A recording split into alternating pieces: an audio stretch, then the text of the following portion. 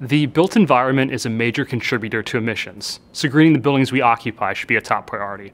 For financial services institutions, providing the capital required to green current building stocks is a huge opportunity to help accelerate decarbonization and to meet their own net zero targets. Major capital expenditure will be needed to green the housing stock. Refurbishing and retrofitting current buildings to make them more energy efficient won't be cheap, with an estimated cost of $3 trillion for North America alone. But there are major costs associated with doing nothing, too. Not the least is the risk of stranded assets. In the US, we're already seeing how commercial tenants are unwilling to consider buildings that don't make the grade environmentally. But as well as market forces, state and local regulations to mandate levels of energy efficiency are coming into play. For example, New York's Local Law 97 targets reduction for building emissions starting at 40% by 2030 and reaching 80% by 2050, with all buildings over 25,000 square feet in scope. Or take California, where new building standards start this year for rooftop solar, energy storage, and electric-powered heating.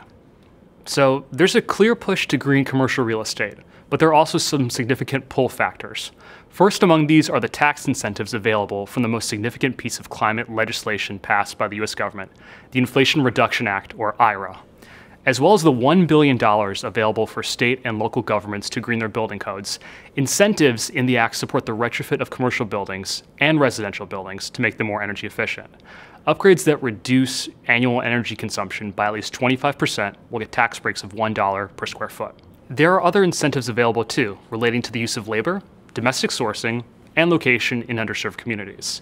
The resulting credits are flexible and can be passed up and down the finance chain. Taken together, they add up to tens of billions for green homes, offices, and apartments. So how should financial services institutions respond and capitalize on what's already happening in the US?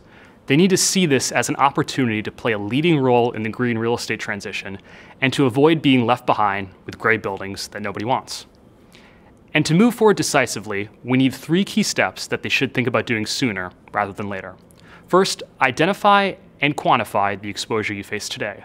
What gray real estate assets have you got in your portfolio? Where are they? And what would be needed to get them up to the energy efficiency standards that local regulations and tenants require? Once you've identified your exposure, you need then to overlay that with the incentives available to fix the problem.